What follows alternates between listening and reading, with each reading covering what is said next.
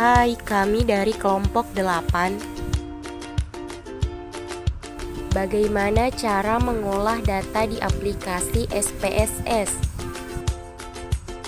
Pertama, kita buka aplikasi SPSS, kemudian akan muncul tampilan seperti ini. Akan ada dua jendela, yang pertama data view dan yang kedua variable view. Kemudian kita alihkan kursor pada variable view. Selanjutnya, pada pojok kiri atas, kita klik file. Lalu akan muncul tampilan seperti ini. Pada file of type kita ganti menjadi Excel, kemudian data Excel kita akan muncul, lalu kita klik data Excel kita, yaitu kelompok 8. Lalu klik open. Selanjutnya, jika muncul tampilan seperti ini, kita klik OK. Selanjutnya, secara otomatis data kita akan terinput ke dalam aplikasi SPSS. Dapat dilihat pada data view, tampilannya seperti ini. Selanjutnya, kita alihkan kursor pada variable view. Kemudian pada kolom label kita ganti X1 menjadi waktu kerja, X2 menjadi pendidikan, X3 menjadi usia, dan Y menjadi pendapatan. Selanjutnya, kita klik analyze, lalu kita klik regression. Selanjutnya kita klik linear dan akan muncul tampilan seperti ini. Selanjutnya pada kolom dependent kita masukkan pendapatan atau Y, dan untuk kolom independen kita masukkan waktu kerja X1, pendidikan X2, dan usia X3. Lalu secara otomatis data-data kita akan muncul seperti ini.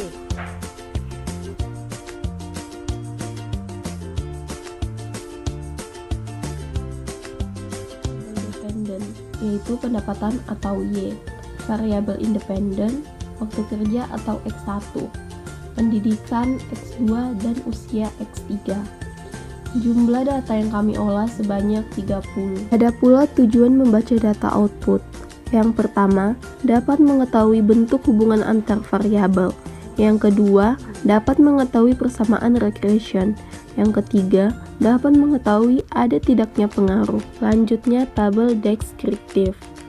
Pada tabel bagian ini memberikan informasi tentang mean, standar deviasi, serta jumlah resepsoden. Kemudian ada tabel korelasi. Kami menggunakan uji signifikasi. Nilai signifikan pada variabel usia sebesar 0,001, lebih kecil dari 0,05. Yang berarti variabel X1 berpengaruh terhadap variabel Y. Kemudian nilai signifikan pada variabel pendidikan sebesar 0,009, lebih besar dari 0,05, yang menunjukkan variabel X2 berpengaruh terhadap variabel Y. Kemudian nilai signifikan pada variabel pendidikan sebesar 0,009, lebih kecil dari 0,05, berpengaruh terhadap variabel Y. Jika signifikan lebih kecil 5%, maka HO ditolak dan H1 diterima atau berpengaruh. Kemudian jika signifikan lebih besar 5%, maka H0 diterima dan H1-nya ditolak atau tidak berpengaruh. Selanjutnya ada tabel penelitian. Tabel di samping menunjukkan mengenai variabel apa saja yang diakses, mana yang variabel bebas dan mana yang variabel terikat. Variabelnya yaitu variabel usia, waktu kerja, dan pendidikan, sedangkan variabel terikatnya adalah pendapatan. Pada tabel model summary, R2 menunjukkan besar kecilnya sumbangan variabel bebas terhadap variabel terikat, di mana koefisien korelasi R pada output 0,850. Hal ini menunjukkan tingkat hubungan variabel X1, X2, dan X3 sangat rendah dengan variabel Y. Koefisien determinasi R2 pada output 0,723. Hal ini menunjukkan bahwa variabel X dapat mempengaruhi variabel Y hanya sebesar 72,3%, sedangkan 0,850 dipengaruhi oleh faktor lain. Standar error estimate pada output 1,239 menunjukkan tingkat kesalahan regis linear semakin kecil angka, maka persamaan semakin baik. Pada tabel ANOVA, jika SIK lebih kecil dari 5% maka H0 ditolak dan H1 diterima, maka berpengaruh. Sedangkan SIK lebih besar dari 5% maka H0 diterima dan H1 ditolak, maka tidak berpengaruh. Pada output ini menunjukkan nilai SIK lebih kecil 0,01, nilai SIK lebih kecil dari nilai A sama dengan 5%. Hal ini dapat disimpulkan bahwa hipotesis 0 ditolak dan hipotesis alternatif diterima, yang berarti bahwa variabel X secara simultan atau keseluruhan berpengaruh terhadap variabel Y. Kemudian koefisien, di mana diketahui Y sama dengan min 6,108 ditambah 0,266 X1 ditambah 0,498 X2 ditambah 0,450 X3, sehingga besarnya koefisien pada regresi B1 atau waktu kerja yaitu sebesar 0,266.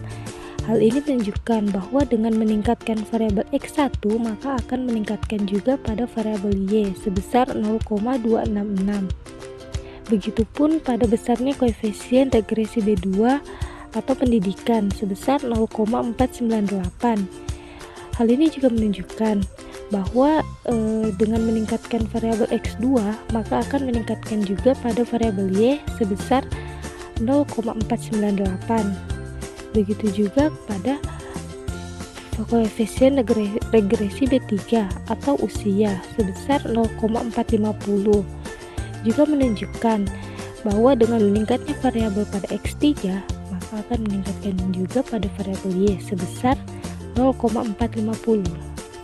Selanjutnya di sini ada uji secara parsial, yaitu hasil dari analisis regresi variabel X1 terhadap Y menunjukkan nilai signifikan sebesar 0,038 lebih kecil dari 5%. Maka variabel X1 ini memiliki pengaruh yang signifikan terhadap variabel Y.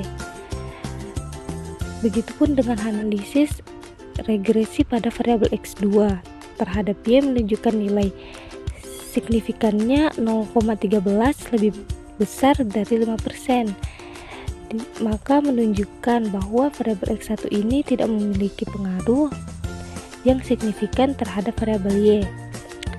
Kalau pada variabel X3 terhadap Y memajukan nilai signifikan itu sebesar 0,001 lebih kecil dari 5%. Maka variabel X3 ini menunjukkan pengaruh yang signifikan terhadap variabel Y. Mungkin itu saja penjelasan dari kelompok kami. Sekian dan terima kasih.